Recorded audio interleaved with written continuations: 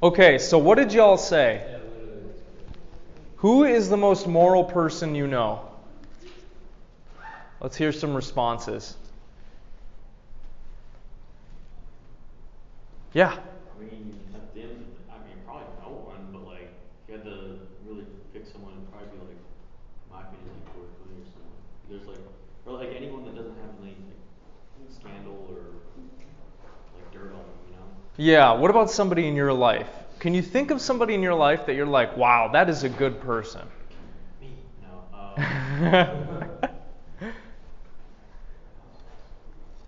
Not really. I mean, everybody has like their flaws, I guess, as far as like, and it varies, obviously. Right. Okay, yeah. One of my old teammates back in high school, like, we would like peer pressure him to try and do something wrong. And he wouldn't go for it? He only knew right, yeah. Did you like hanging out with him? I mean, he was a little socially awkward because like he never like went out and did stuff. Okay. So he was a little socially awkward. Interesting. Would you say he was a goody two-shoes? He was. Okay. Does anybody else know any goody two-shoes? Yeah? Are they fun to hang out with? Yeah, they are. They are. Okay, good. They're just like a sweet individual, you know? They're sweet. Okay. Are they always trying to do like the most moral thing in every situation? They definitely try. They're always there if you need them, even if they're not there for themselves. Does that make sense? Like, okay. Very much like selfless. They're outwardly. They sometimes ignore what they know might be right, but still do, or right for them, but they still go out of their way and try and better their friends, like, or their surroundings. They make sacrifices. Yeah. Okay. Good. Thank you for your responses. The reason why I ask you is because we kind of take it for granted that we should be good people, right? We all try to do good things in our lives, at least sometimes, right? We care for our family members, our friends, our siblings, our cousins, our parents, whoever it is. We try to be honest. We try to do the right thing. But you might ask yourself, is that really what life is all about? This is an ethics class, and I've been giving you information on all these different theories and frameworks, but we still haven't answered one of the most fundamental questions. Should you care about being a good person at all? What do you think? Should you try to be a good person? Does that matter? Should that matter? I think to a degree. I think, I definitely think me personally am a better person now than I used to be when I tried to be a good person. Okay. I definitely don't feel like I try as much now, and I just kind of, like, I just try, I don't try to do the best thing, but I think that's just kind of built into people. Okay. So, you think we should be good people, if we can. But don't be stuck on always trying to do the right thing. Like sometimes you need to do what's best for yourself, or else you're just gonna get overwhelmed at some point, and then it clouds your thinking and decision making. Okay. So that's the question we're going to be investigating today. What priority should ethics have in our lives? How much should we care about it? Should we prioritize being good, being moral above everything else? Or are there other things that matter?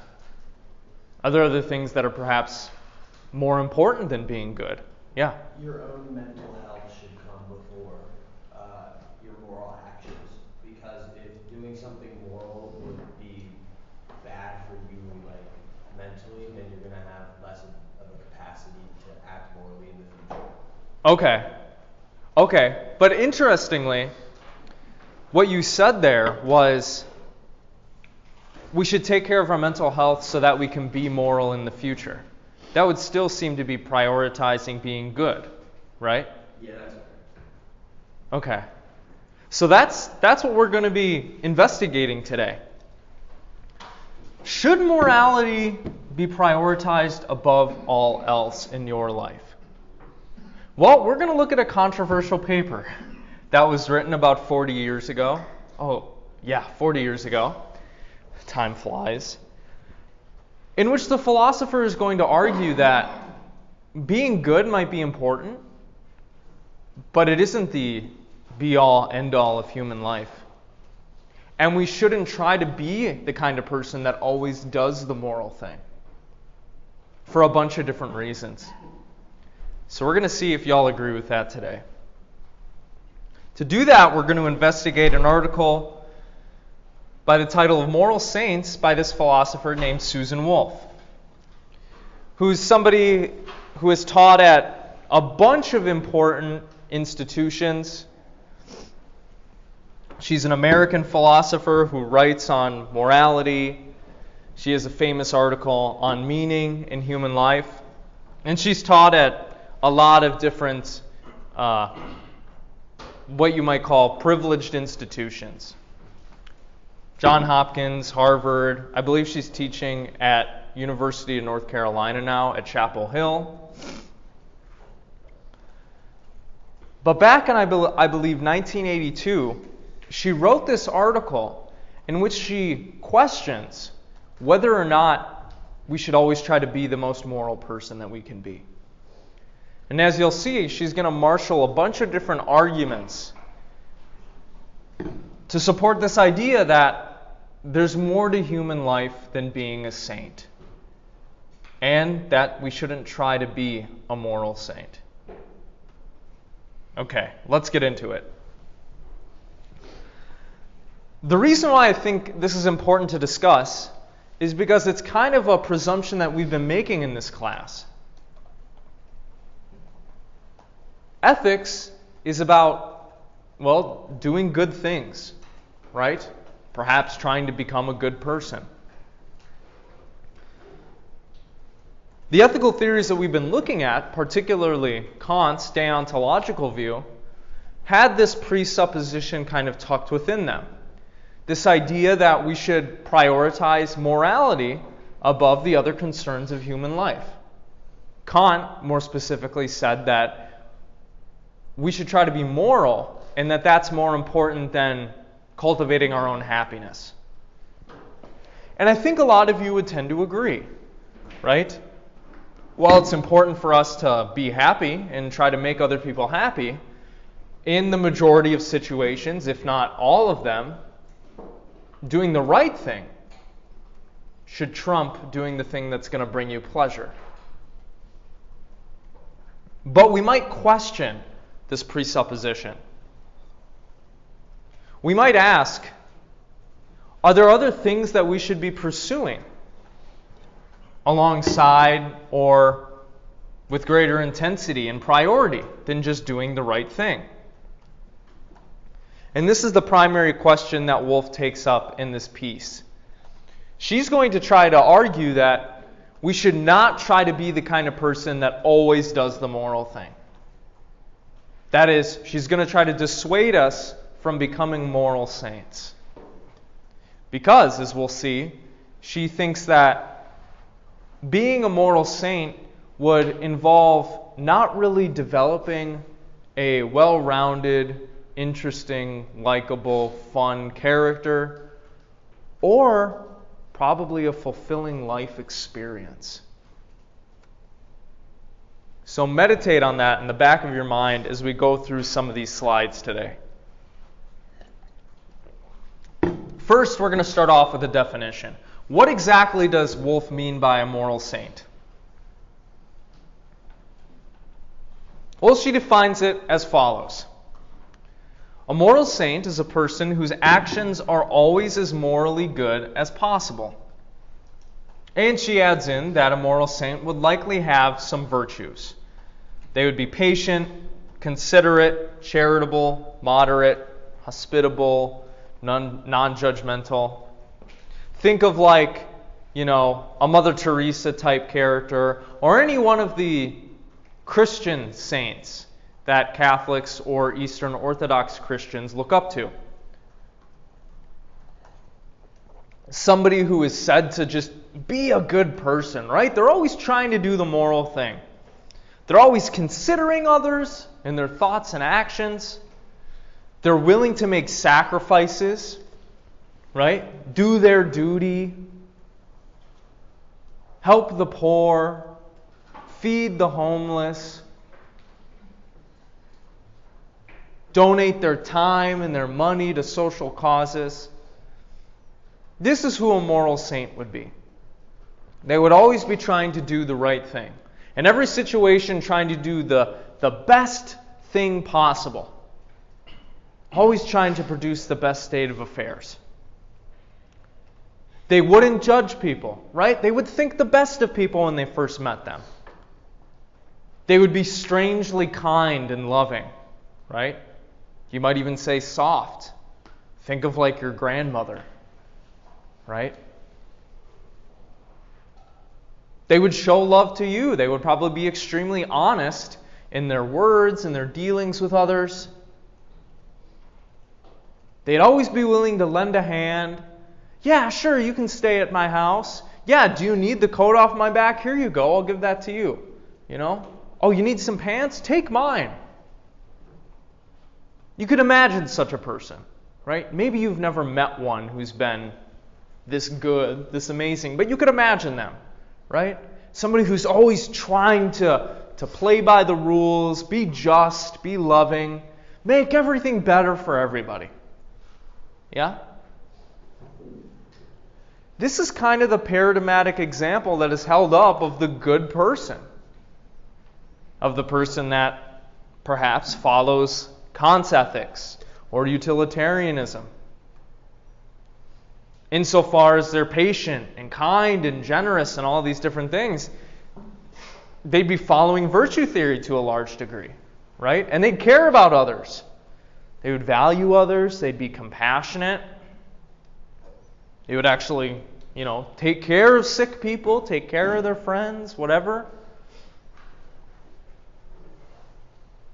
This is the person who always does what's right, whose actions are always as morally good as possible.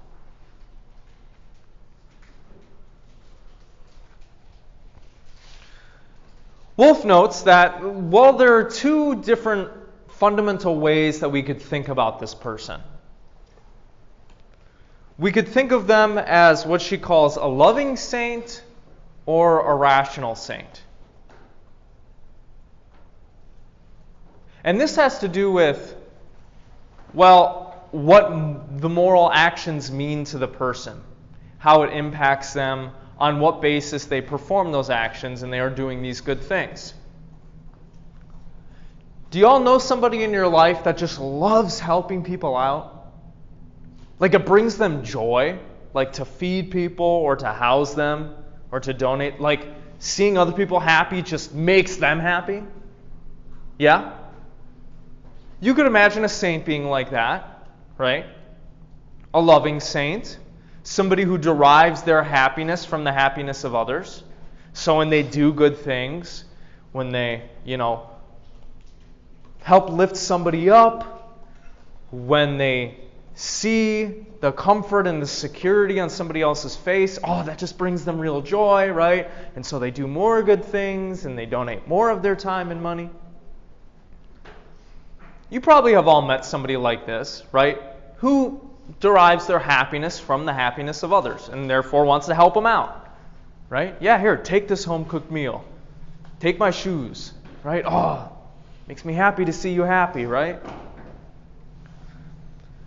Or you could imagine a saint who doesn't necessarily derive happiness from the happiness of others. Think of the person who follows Kant's ethics, right? On Kant's view, the person who is doing the moral thing is just doing it because it's the right thing to do, right? They're not supposed to do it from any other inclination. And what that meant was they're just supposed to do it because they recognize it's right, not because it brings them happiness, not because it gets them closer to their goals, Not because it's based on some personal self-interest, right? Just because they recognize what's right. This is what Wolff calls the rational saint. Somebody who always does what's morally good because they feel like it's their duty, but they do feel the weight of that. And they do feel the cost of that. Like how you feel when you do something right, but it comes at a cost to you. Right? You're willing to bear that cost. Oh yeah, I was going to use this $20 for Starbucks and for lunch, but it looks like this guy really needs it here. You can have the $20. Right? It might not make you very happy to do the right thing, but you do it out of duty. You make the sacrifice. So we could imagine a moral saint as being someone who does derive happiness from their life in this way, from doing all these good things, or somebody who, is just doing it out of duty because they recognize that it's the right thing to do and they're trying to live up to this standard, right? They're trying to be the best person that they can be. We could say that moral saints could come in these two different flavors, right? You could imagine an awesome person falling into one of these categories.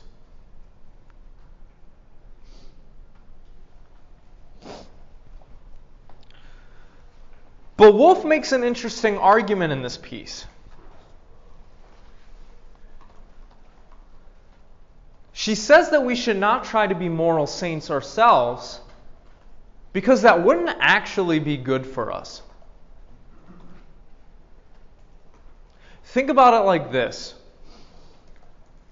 If you're always concerned about making the world a better place, doing what's right, always telling the truth, being generous, always being loving, always sacrificing things for others, what kind of life are you living? What kind of life are you engaged in? Being the morally best person that you can be would involve all of your time being eaten up by doing this stuff, right? By volunteering at the homeless shelter, at the soup kitchen, by picking up trash on the side of the road so that our environment doesn't continue to be degraded, by going out and canvassing and trying to, raise money for these different charities. There wouldn't be any time for you to pursue any of your own individual interests or desires. If you're always concerned about, being the best person you can be, and that this is top priority in your life. You wouldn't be able to spend hours scrolling on TikTok. You wouldn't be able to enjoy a round of golf. You wouldn't be able to play video games, watch the newest Christopher Nolan movie. Why? Well, insofar as you're trying to be the best person that you can be, the most moral, all your time would be eaten up by that activity, that aim. So Wolff says, if you imagine this life, common sense tells us, what kind of life would that be for you? Yeah, sure, maybe you're making the world a better place, but look at how much you're giving up in order to do that. Your life would be dominated by doing moral things. You wouldn't actually develop a well-rounded character. Your life wouldn't be interesting. Other people would probably not find you interesting, right? Wolff contends that such a moral saint, whose top priority is always doing what is morally good as possible, would display a lack of interests in what she calls the non-moral virtues. Somebody who is a moral saint would not have the time to become a world-class chef. Their activities would be eaten up, again, by volunteering, raising money, whatever it is. They wouldn't have the time to become a pro bowler. They wouldn't be able to become a famous musician or actress or artist. Why? Well, if your life is completely eaten up by being a good person, there's always more good you could be doing, right?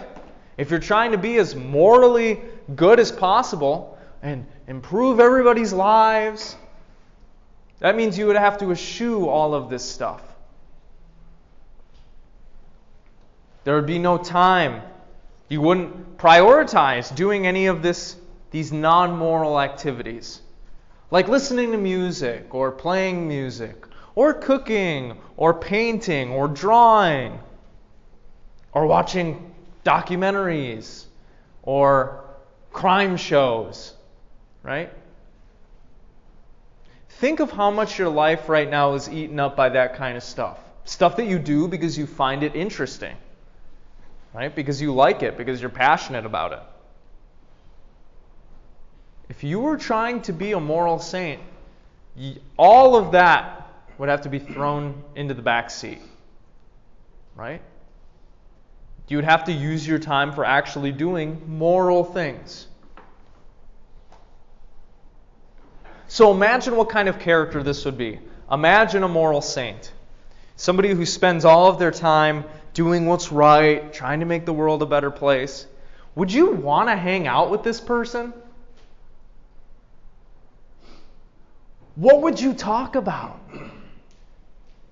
Oh yeah, I volunteered the other day. I actually just got done with volunteering. I'm sorry, I got to go, I got to go do this now and do this moral thing. And if you did get 5 minutes alone with them, you feel like a piece of shit. Because they're doing all these nice things, right? And you're thinking to yourself, oh man, I could be doing better. But also, they would not be fun. The moral saint isn't going to go shot for shot with you. Okay? They're not going to do a line in the bathroom with you. Right? They're going to be a goody two-shoes. They're not going to have a well-rounded character. They're not going to engage in this fun, risky behavior. They're not going to be sarcastic. They're probably not going to be that funny, right? Because to be funny, you kind of got to be a little jabby, right? So Wolf says, look, first of all, trying to live this life yourself would not be good for you. And this kind of person is not somebody that you'd want to hang out with. Okay, they wouldn't be fun, they wouldn't be cool, they wouldn't be edgy. They're not going to show you the coolest new TikTok or the newest trend. No, they're going to be a goody two-shoes. They'd probably be dull, bland, predictable.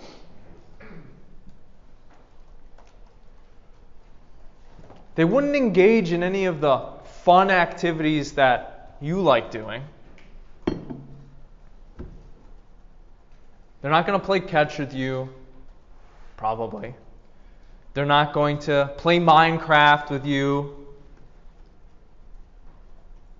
Because their concern is being the best person that they can be. And their heart is totally in it. And if their heart is totally in it, their life is going to be taken up with all of these moral activities that are not fun or interesting. Right? Would this kind of person be cool? Think of the coolest person. Who's the coolest person in your mind? Me? Yeah. The Fonz? I don't know. Maybe y'all are pretty cool, right? Is he a goody two-shoes? Are the cool people that are fun that you want to hang out with, are they going to be moral saints? No, right? A moral saint would not be interesting. They wouldn't be cool. They would be boring, okay? It would suck to have a friend that was a moral saint. You'd never have any fun with them. You'd never be able to joke with them. Right? Especially if your humor is a little dark. Right? She says that the loving saint would be blind to what the world has to offer, and the rational saint would lack proper self-worth. We can expand upon that in a little bit. The basic point here being, like, look, somebody who is concerned with living this kind of life would not be a well-rounded person. They wouldn't develop any non-moral skills. They wouldn't have a developed personality. The loving saint is someone who would not be able to understand or know what it's like to, well, derive some pleasure and some happiness from non-moral things. They really wouldn't be able to sit down for a half an hour and really savor a good glass of wine. They would not know what that pleasure is like. They would not know what the pleasure is like of playing a new video game on the night it's released with your friends. They wouldn't know how amazing it is to just slowly stroll through the Grand Canyon in awe at the wonder and majesty of the rock. They wouldn't know about any of this stuff. They wouldn't have experienced it. Why? Well, because if they're being a good person, and this is what their life is totally devoted to, they're not going to be engaged in those kinds of activities. Right? They're going to be spending all their time doing good stuff. The rational saint would not have a particularly positive view of themselves or their own self-worth. Why? Well, they're constantly sacrificing their own wishes and desires for other people. Right? There's somebody that you could just walk all over if you just told them that, hey, it would mean a lot to me, if you gave me all the clothes that you're wearing right now. That would make me really happy. That's the moral thing to do. They would probably do it, right? And they would experience pain and suffering because they're frickin' freezing now. So this kind of person would be like a doormat. They would be too humble. They wouldn't really understand the kind of self-worth that they have, the kind of worth that their own interests and desires have and that they ought to be pursued. And the loving saint would be blind to a lot of the wonders and the pleasure and the happiness that can be derived from non-moral things. Like listening to your favorite band. You could imagine the saint as being something like a robot. Right? Insofar as they don't have a fully developed personality, they're not well-rounded, they don't have all these different skills and life experiences, they would be kind of like a robot. Right? You wouldn't really see them as human as you would see your friends. Right?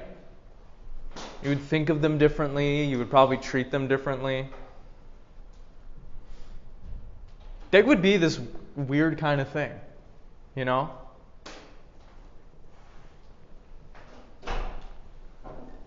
This is what common sense tells us about what the saintly life would look like. Thus, Wolf says, we shouldn't try to live this kind of life. This kind of life is undesirable. It's not going to be good for us to live this life. It's not going to allow us to really develop a full personality with all these skills and life experiences.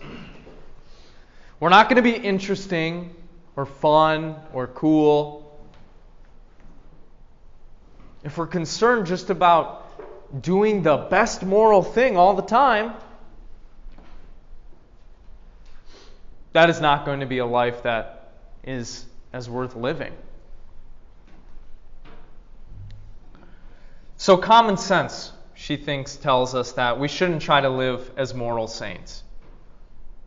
But we could also look at this question of how much we should prioritize being a good person through the lenses of different ethical theories, right?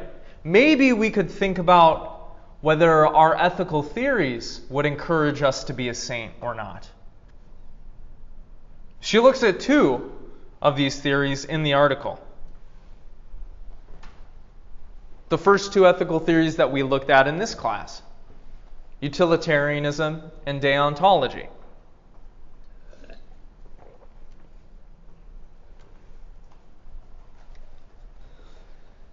She spends a good deal of time in this article trying to draw out the logical implications of what these theories would say in regards to this question of whether or not we should try to be a moral saint. And depending on how you slice it, you could formulate arguments that say these ethical theories do encourage us to become saints or don't. In fact, they would say you shouldn't try to become a saint. It depends on how you look at the situation, what kinds of axioms you take on board, what your understanding of these theories is. So we'll just walk through the kind of analysis she provides, but just know that these ethical theories don't give us a clear-cut answer as to whether we should be a saint or not. You could come up with an argument for either position.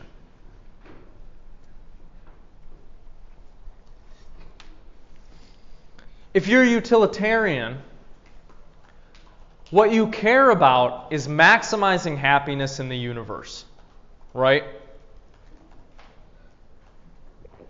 Well, insofar as moral things produce utility, you could choose to look at life totally through this lens. Are my actions providing utility? Am I maximizing happiness in the universe? Am I making people's lives better off than they were before? If we take happiness as the highest goal, and we think morality is intimately connected with it, then we could say utilitarianism does encourage us to become saints. Why? Well, what we're supposed to do is make this universe a better place. We're supposed to maximize happiness. That is the end goal. That is the lens through which we're looking at everything. You know? And so you could say utilitarianism says, yeah, we should become moral saints. Because that will raise the happiness levels, it will maximize them. But you could also devise an argument for the opposite side.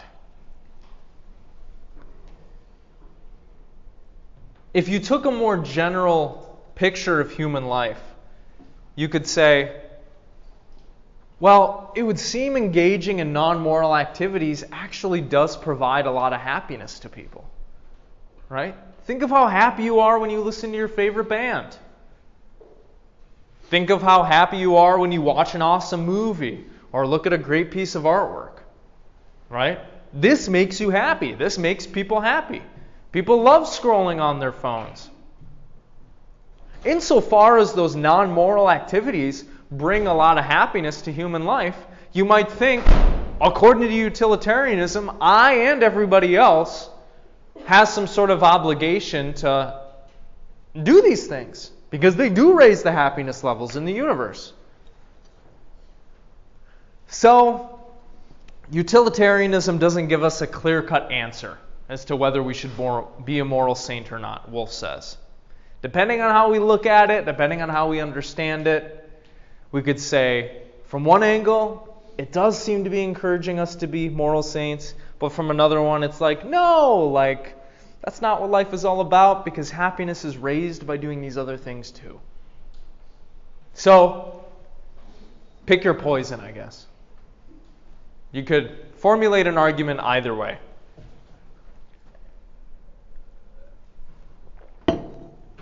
What do you think deontology is going to say?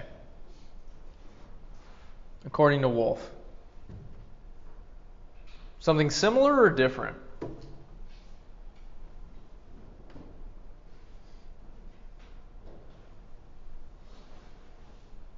What's your best guess? Yeah. Probably something along the lines of the deontology promotes being a moral saint even to your own detriment. Let's see.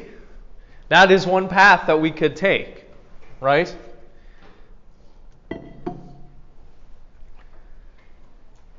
One could say, look at what Kant is giving us in this ethical theory.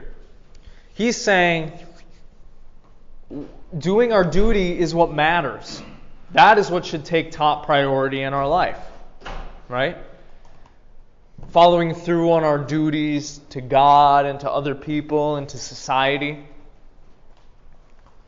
Thus, if you think that doing your duty, your moral duty, is what Kant is telling us we need to prioritize more so than everything else, then yeah, you might think deontology encourages us to be saints. Right? Because it's saying, fuck what you want, you always got to be willing to sacrifice that.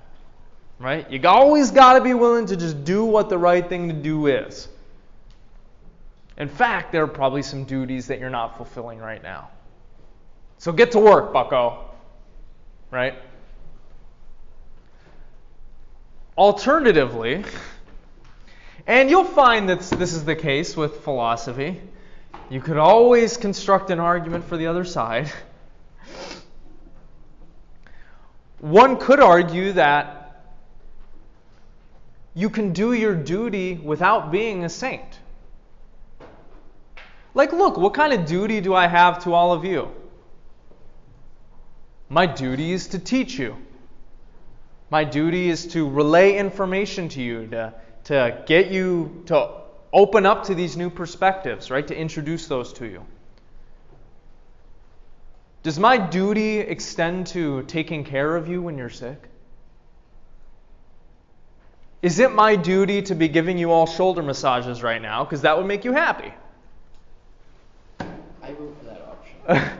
Probably not, right? We think our duties only extend so far.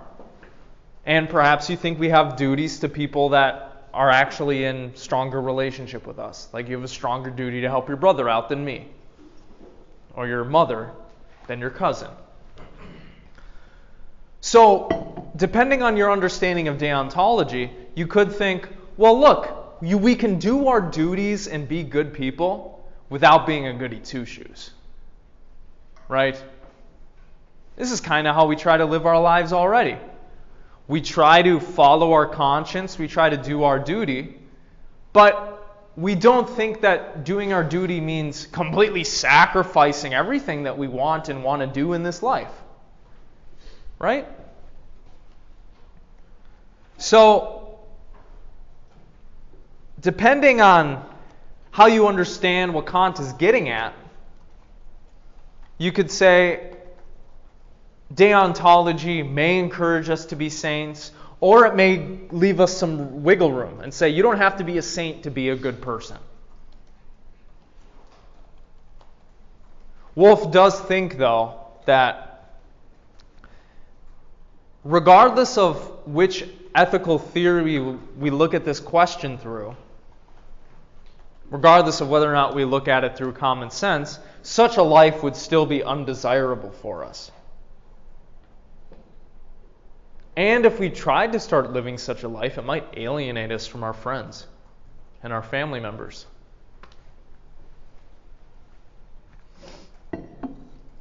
These ethical theories don't provide a clear answer as to whether we should be a saint or not, as to whether, this is the kind of life that we should prioritize above everything else.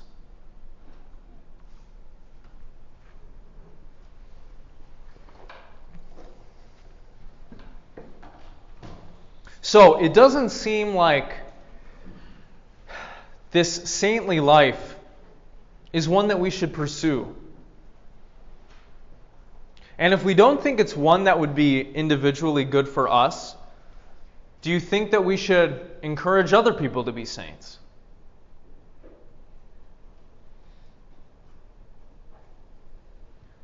No. right? If it's not going to be good for someone, why would you tell them to do it? Why would you say, live this life that's not good for you? Right? Unless maybe you were trying to screw them over or something. I don't know. She says, near the end of this article, a person may be perfectly wonderful without being perfectly moral. Think of the people that you look up to in your life. This was something that I kind of got by talking to some of you and hearing your responses at the beginning of class. You were saying things like, well, look, nobody's perfect, but like there are good people in my life, and I like them, and I like hanging out with them. Wolf is trying to argue here that we don't need to be a moral saint to live an awesome life. And part of that includes being a good person.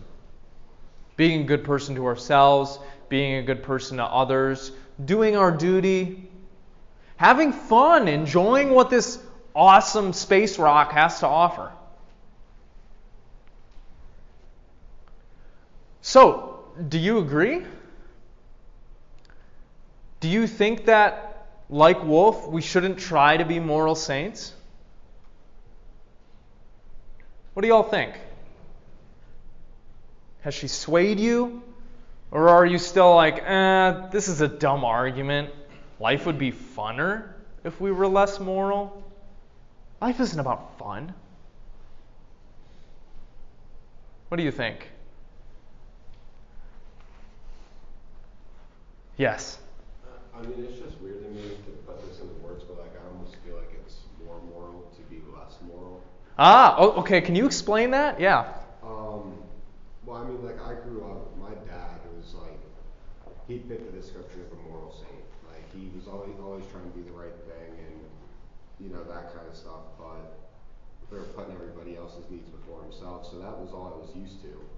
That's how I was, but now that I've been in college for a year and then this is my second year, you know, I've kind of gotten away from that a little bit more, and I think you're starting to take care of yourself more. Yeah, just stuff like that, and I've noticed that like people actually like want to be around me a lot more and like talk to me and have conversations. So like I almost feel like you said trying to be a moral saint could alienate you from your friends. Like I kind of felt that way last year. Yeah. And like I just, you know, now I kind of look back and like I see people that resemble myself in the past, and you know I kind of think like, oh, that person just trying to do the right thing all the time, like they must think they're better than everybody else, and I could see why, you know, that kind of personality could be a turnoff to a lot of people, and I think being that kind of person doesn't ever really let you like get to the full potential you have to offer, like right. yourself. Yeah, imagine, you know, if you're always trying to do the right thing, you're always sacrificing for other people, are you ever going to get that Greek god bod that you want? Or whatever it is, you know, whatever you want out of life. Are you ever going to be able to really become that awesome cook that you want to be able to become? Or become that awesome music producer, right? Yeah. It would seem that you're getting at the same thing that she's trying to argue here, which is a human life that was completely preoccupied with being a goody two-shoes is not the best life to live. It might harm your relationships. It might prevent you from becoming a well-rounded person. So, while we prioritize being a moral person, while we think that's a good thing, do you agree with her general claim that the best life that you can live is not preoccupied with that? Completely preoccupied with that? Or do you still want to hold on to this idea that no, being moral is what matters? That is the thing that we should prioritize more so than anything else.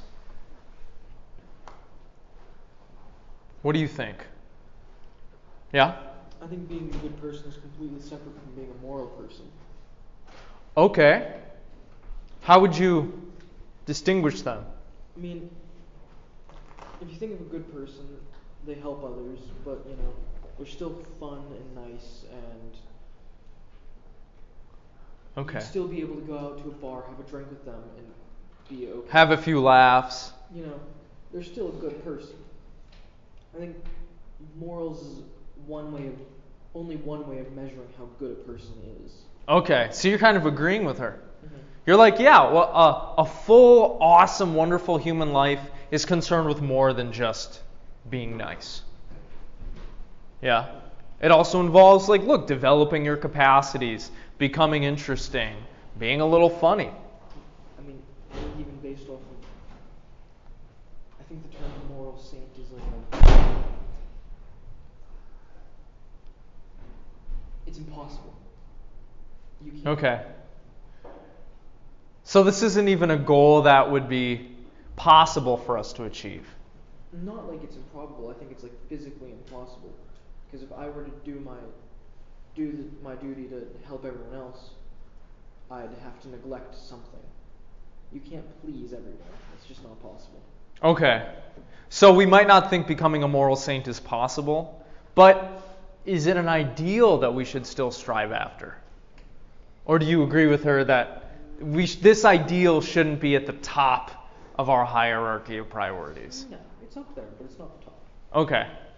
I do agree that it's like kind of impossible to be a moral saint. Because I think moral saints also have to be a leader of some sort to help other people become more good, more moral. And I think the fact of the matter is just like, if you're a moral saint, you're not going to have anybody that wants to follow you. Or you might put maybe like 1, 2 people, maybe 3 if you're lucky. But Yeah. there's just not going to be enough people willing to make all of those sacrifices that you're making, you know, at the cost or at the expense of yourself too, because they're going to see that too. Like, I know when I was always trying to do the right thing, I wasn't a very happy person because I was sacrificing so much of myself. Right. And so when I went to communicate with people, I wasn't in the right mood. So I didn't want to talk to people sometimes, or you know, I was just very like negative, no matter how moral I thought I was being. Yeah. Yeah, so it didn't add a ton of value, or it didn't add the value to your life that you wanted it to. Correct. Yeah. Yeah, I think Wolf agrees. You want to say one more thing, Brian? I mean, like you said, you can use every theory to pick either side of an argument. Yeah. Anyone can back up any claim, depending on how they word it. So. Yeah. It sounds like you're kind of convinced, though, by her general argument. I mean, I kind of thought this beforehand. I think the problem isn't that we aren't trying to strive to be moral. I think we just forget that you can only do so much. Right. Yeah, I mean, one of the things that you could think is, like, look, if our ethical theories don't encourage us to be moral saints, maybe that means we need to fundamentally change them or come up with new ones. Like, maybe the fact that we can't provide a proof or a super convincing argument that we should be saints should lead us to reconceive of what we think is right and good. But Wolf says no. We don't need to revise our ethical theories. This is not a problem with how we formulated what is right. It's a problem with how we've understood what makes a good, wonderful human life. Thus, she says that we shouldn't try to become moral saints ourselves. We probably shouldn't try to encourage other people to live a saintly life insofar as it's not going to be good for them.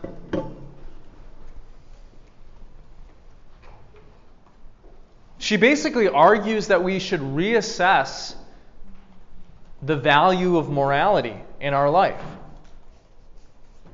If we think that being moral all the time is what should take top priority. She's like, you should probably reassess that. For the aforementioned reasons, trying to be a moral saint is not going to be good. So, even though being a good person, or a moral person perhaps I should say, would be awesome, and everybody should be moral people, she's going to say, it's not the be-all, end-all of human life. Okay, living a good, happy, fulfilled, dutiful existence doesn't require you to be a moral saint. It might be antithetical to living like a moral saint. Other people's lives matter. Morality matters. But your interests and desires matter too. There's so many awesome things in this life that we get to experience. Look at those awesome clothes you're wearing. Sick. The cool music you listen to. The movies, the TV shows, rock climbing, hiking, sports. This stuff is awesome, right? It adds a lot of value to human life. We shouldn't just throw all that away in our journey to become the best person we can be. Because that stuff adds real value to human life. Morality, in other words, shouldn't be the ultimate arbiter of all we think, say, and do. We shouldn't view our lives and others' lives just through the lens of whether or not they're being a moral person. Because that boxes out a whole other bunch of considerations that we should be thinking about when it comes to, well, how should we live our lives and how should other people live their lives? And what kind of society should we be creating together?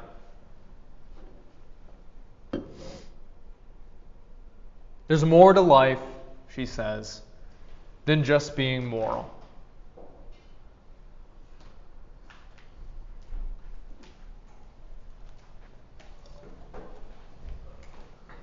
So I've already asked you this, but let's see if you have any more thoughts on it.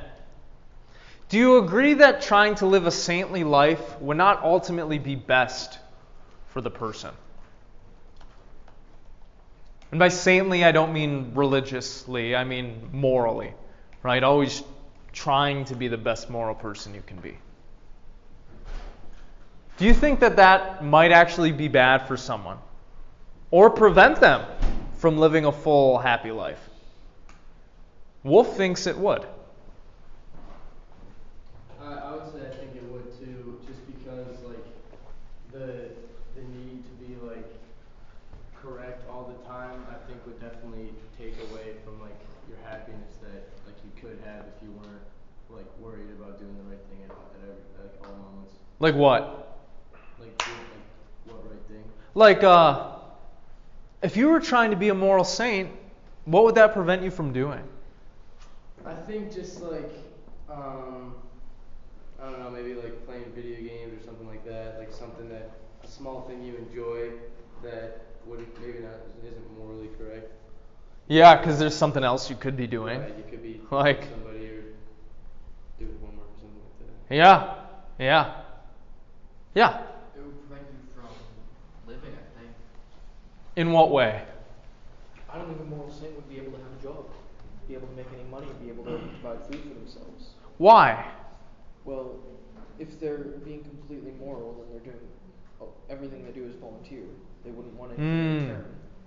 They wouldn't be able to accept anything in return. Okay. You wouldn't be able to accept anyone's charity for food. You wouldn't be able to buy your own food because you wouldn't be able to have a job. Unless we say like, look, you got to go on living so that you can maximize happiness long term, so you will accept a little bit of food, Maybe they would. But yeah, I mean, maybe trying to be a moral saint would involve you like never having a career. You wouldn't be able to have a family. You wouldn't be able to have a family? No.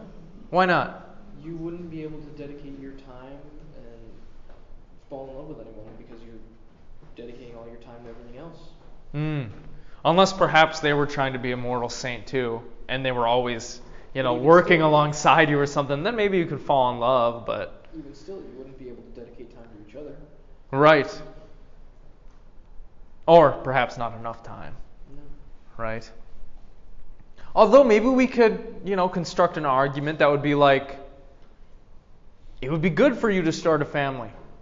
Look at all of the little saints you could create. That would then make the world a better place, right? That would be really good. That would poison the children. Yeah, maybe that would not be good for the children. Yeah. So look, if you did prioritize being the best person that you could be, morally speaking, above all else, you'd have to forego your doom scrolling and your weed smoking and your phone addiction and your anime watching, whatever it is.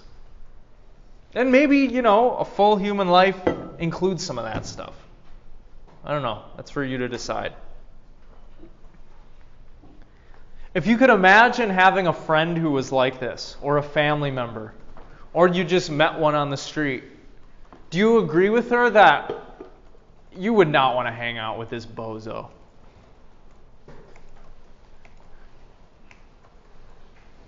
Would you want to hang out with this person? Probably not at first.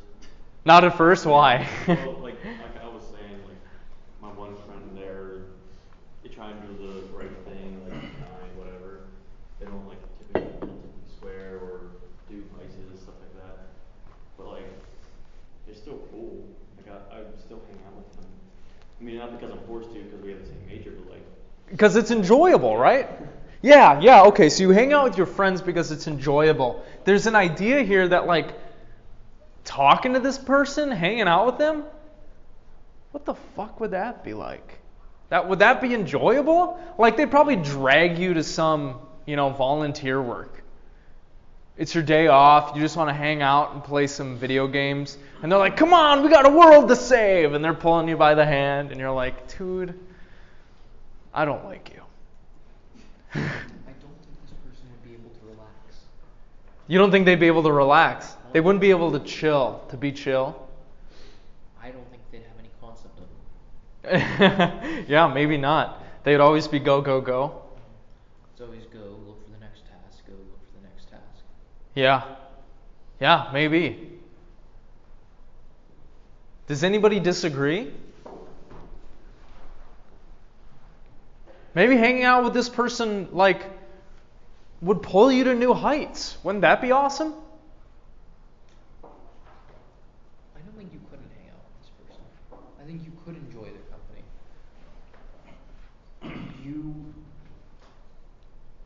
You would have to put in a lot of effort to be able to enjoy the company. Okay. It wouldn't come naturally, is what you're saying. I don't think it would. Not that it wouldn't come naturally. I think it would be a lot of effort on your part. Okay. I don't know if they would put any effort into maintaining friendship. Okay. It'd be morally wrong if they didn't. It would be more. Maybe. Now here's a paradoxical question. So you all seem to be agreeing that, look, this wouldn't be a good life for you to live. You would prevent other people from, living a full life. You wouldn't want to hang out with this person. That wouldn't be fun. So where does that leave us? Does that mean that we should not encourage people to be as moral as they can be? Should we just tell people, hey, don't worry about being as moral as you can be. It's fine. Is that what we should say? I see you shake. Why not? They'll look at you like you got 3 heads. Say that again? I said they'd probably look at you like you got 3 heads. Like that's a crazy thing to say? Why? I mean, because I think everybody knows they should try to be good people and do their best. But it's I feel like just telling them straight up, no, you don't got to be a good person. Why does someone say that to me? But I think it's not trying to telling them, oh, you got to be perfect, but just encouraging them. I think that's all you can do. Okay. So maybe we need to draw a distinction here. I think being a good person is separate from being a moral person. Right. It's Yeah. only one measure. Like, I couldn't give you straight off the top of my head what other measures would be, but being moral isn't the only qualification for being good. Okay. Well, and think about it like this too. We're talking about an ideal person, right? Who's morally ideal. Somebody who's always doing the right thing, always doing the best moral thing that they can.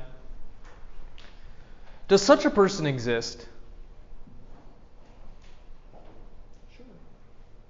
I think it's less of like trying to be a moral saint and then more like trying to uphold your own moral values. Ah. Like, we each have our own moral code, and to us, if we follow that, that's us being a moral person. That's us being a good person. That doesn't have to be the same for everybody. So we can be almost like moral saints in our own like our own lives, but we don't have to be a moral saint to everybody. It could be like our own different definition, I guess. That's not her definition. But I think if we're upholding our own moral code, then I guess we kind of are. I was going to say something with a similar flavor. Like, look, what we're saying is stupid here, or undesirable, or not worthwhile, is living as a moral saint according to how Wolf has defined it. We think that that person wouldn't be a well-rounded person. It wouldn't be fun. It wouldn't be interesting to talk to them. But look, maybe it's true that you could be a moral person and you could fulfill your duties without having to be this kind of person. And furthermore, maybe we would say, look, there's a lot of room for all of us to be better. Maybe we recognize that living as a moral saint, this ideal moral person, would not be good. But look, there's definitely some room for all of us to better ourselves. Right? So maybe we concede, yeah, we wouldn't want to live as this ideal person, but that doesn't mean we should tell people, you're good where you're at. Maybe we should still tell them, look, you got some learning and growing to do. Fucking get to it. Yeah? Insofar as we care about being moral people, interesting people, well-rounded people, I don't want you to interpret this lecture as, oh, don't worry about, being good. That's not what Wolf is saying. She thinks that we should be good people. It's just that this kind of ideal isn't what we should shoot for. We should try to develop, we should try to better ourselves, do good things. But being the moral saint is not what we should ultimately be aiming at. Make sense? Okay. So, take that for what it's worth. Maybe you could be a good person in your life and a valuable member of society by upholding your moral beliefs, by following your conscience. If you're not doing that, maybe get to it. In any case, what Wolf thinks that we should do is we should dispel this idea that we always need to be doing moral things all the time to the best of our ability. That would not be a life worth living. And so within our own individual lives, while being moral is important, we should understand and act as if it has its proper place. Okay. Any questions, concerns, clarifications? Y'all understand what she's saying? Make sense? Okay. Well, then I'll let you all go. I will see you all on Thursday. Get ready for a harrowing lecture.